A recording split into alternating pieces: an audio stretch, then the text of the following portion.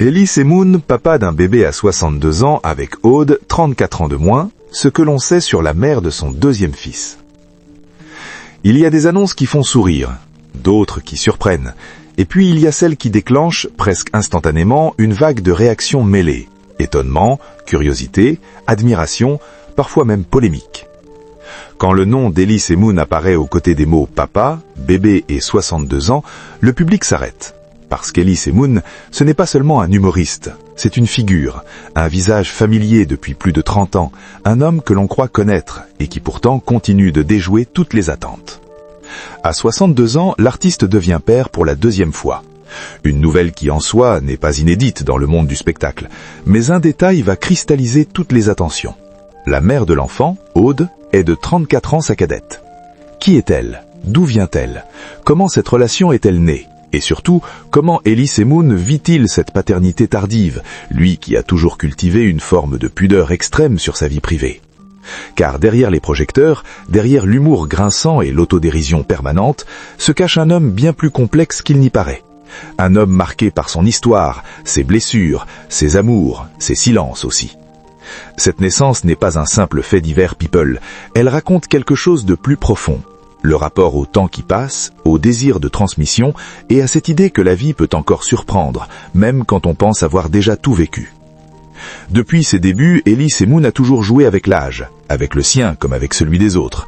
Sur scène, il s'est moqué des travers humains, des complexes, des contradictions, souvent avec une lucidité presque cruelle, mais jamais sans une part de vérité intime. À 62 ans, il appartient désormais à cette génération d'artistes qui ont traversé plusieurs époques médiatiques, des plateaux télé des années 90 aux réseaux sociaux d'aujourd'hui, des sketchs cultes aux rôles plus sombres au cinéma. Et pourtant, malgré cette longévité, Elise Moon n'a jamais donné l'image d'un homme figé. Il n'a jamais revendiqué la sagesse tranquille de ceux qui regardent leur carrière derrière eux. Au contraire, dans plusieurs interviews, il a souvent évoqué sa peur du vide, sa crainte de l'ennui et surtout son refus catégorique de s'enfermer dans une image définitive. Devenir père à 62 ans, pour lui, ne serait pas donc une lubie tardive, mais plutôt la continuité logique d'un homme qui n'a jamais accepté que sa vie soit écrite d'avance. Il est déjà père d'un premier fils, Antoine, né en 1995. Une paternité qu'il a souvent décrite comme déterminante, parfois difficile, mais profondément structurante. À l'époque, Elise Moon est un homme plus jeune, en pleine ascension, souvent absent, happé par sa carrière. Cette première expérience de père l'a marqué, et peut-être même transformé plus qu'il ne l'a jamais admis publiquement. Alors, lorsque la nouvelle de ce deuxième enfant tombe, une question s'impose. Est-ce une seconde chance ? Une paternité vécue autrement, avec plus de recul, plus de présence, plus de conscience? À 62 ans, on ne devient pas père de la même manière qu'à 30 ans. Le corps change, le regard sur la vie aussi, et chaque instant prend un poids différent.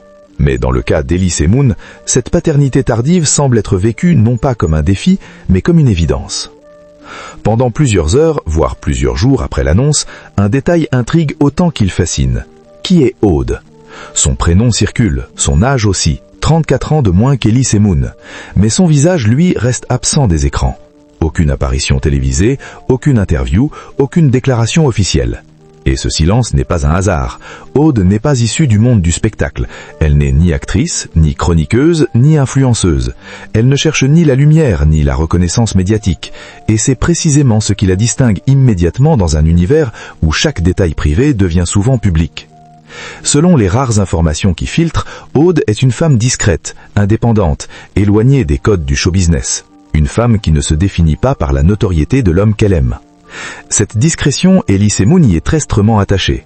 Depuis toujours, il protège férocement sa vie sentimentale. Il a souvent expliqué combien l'exposition médiatique pouvait abîmer les relations, créer des tensions artificielles, voire détruire des histoires naissantes. Aude semble donc s'inscrire naturellement dans cette logique, vivre l'amour sans le livrer en pâture. La rencontre entre Elise Moon et Aude ne s'est pas faite sous les projecteurs. Pas de tapis rouge, pas de soirée mondaine, pas de coup de foudre publicisé. Rien n'indique une rencontre classique telle que les médias aiment les raconter. Au contraire, tout laisse penser à une relation née loin du bruit, dans un cadre presque banal. Un contexte du quotidien, un échange simple, un lien qui se crée sans calcul. Elise Moon l'a souvent répété, ce sont les rencontres ordinaires qui bouleversent le plus. celle où l'on n'attend rien, celle qui s'impose doucement, sans promesse tapageuse. Et peut-être est-ce précisément cette normalité qui a séduit l'humoriste. À un âge où l'on connaît déjà trop bien les jeux de pouvoir, les faux-semblants, les relations déséquilibrées, Aude arrive sans masque. Très vite, un chiffre devient central dans les discussions, 34 ans. La différence d'âge entre Elise Moon et Aude ne laisse personne indifférent. Certains y voient une simple histoire d'amour, d'autres y projettent immédiatement des jugements, car la société, malgré ses discours progressistes, continue de s'interroger, parfois violemment, sur ce type de couple. Mais dans les faits, la relation semble s'être construite sur un équilibre réel. Pas de domination affichée, pas de mise en scène artificielle, juste deux adultes, conscients de leurs différences, mais unis par un projet commun. Elise Moon, de son côté, n'a jamais cherché à justifier cette différence d'âge. Il ne la revendique pas comme un étendard. Il ne la nie pas non plus. Il la vit, simplement. Au-delà de l'écart générationnel, une autre réalité s'impose. Aude devient mère, et ce rôle-là, bien avant celui de compagne d'une célébrité, redéfinit entièrement son identité publique. Car désormais, son prénom est associé à un enfant, à une naissance, à une nouvelle vie. Ce bébé, fruit d'une relation longtemps tenue secrète, vient bouleverser un équilibre déjà fragile, celui entre la vie intime et l'exposition médiatique. Mais jusqu'ici, Aude a choisi la retenue, le silence, la protection. Un choix qui force presque le respect, dans une époque où tout se raconte, tout se montre, tout s'exhibe. Dans un monde saturé d'images, d'annonces millimétrées et de confidences calculées, la grossesse d'Aude tranche par sa discrétion absolue. Pas de communiqué officiel, pas de photos dévoilant un ventre arrondi, pas de mise en scène émotionnelle. Rien. Et ce silence, loin d'être une absence, devient presque un message. Aude choisit de vivre cette grossesse comme une parenthèse protégée. Une bulle à l'écart du tumulte médiatique, un temps suspendu réservé à l'essentiel. Le corps qui change, l'attente, les doutes, la joie aussi. Elise Moon, de son côté, accompagne ce moment avec une retenue rare chez une personnalité publique. Lui qui a tant parlé de lui sur scène se tait lorsqu'il s'agit de l'essentiel, comme s'il savait que certaines choses perdent leur valeur dès qu'on les expose trop. Une paternité tardive mais consciente. À 62 ans, devenir père n'a rien d'anodin. Ce n'est pas une impulsion, ce n'est pas un accident de parcours, c'est un choix réfléchi, assumé, presque philosophique. Elise Moon n'ignore rien des questions que cela soulève, l'énergie, la santé, le temps, la capacité à accompagner un enfant jusqu'à l'âge adulte. Mais à cet âge-là, on possède autre chose, la patience, la présence et surtout la conscience aiguë de ce qui compte vraiment. Dans ses rares confidences, Elise Moon laisse entendre qu'il ne sera pas le même père qu'à 30 ans, moins pressé, moins dispersé, plus disponible émotionnellement. Cette nouvelle paternité semble être vécue non pas comme une répétition, mais comme une seconde lecture de la vie. Lorsque la naissance est révélée, la surprise est immédiate. Les médias relaient l'information, les réseaux sociaux s'en emparent. Les commentaires affluent. Certains saluent le bonheur, d'autres interrogent l'âge. Et inévitablement, les débats s'installent. Mais ce qui frappe, c'est le ton mesuré adopté par Elise Moon. Pas de provocation, pas de justification, pas de discours défensif. Il annonce, il assume et il avance. Ce calme apparent contraste avec l'agitation extérieure, comme si au fond, l'essentiel se jouait ailleurs. Pour Aude, cette période marque une bascule. Elle devient, malgré elle, un sujet d'intérêt public. Son prénom circule, son âge est disséqué, ses choix sont commentés. Et pourtant, elle continue de se tenir à distance. Pas de réponse, pas de clarification, pas de récit personnel livré aux médias. Ce silence peut être interprété de 1000 façons, mais il révèle surtout une force, celle de ne pas se définir à travers le regard des autres.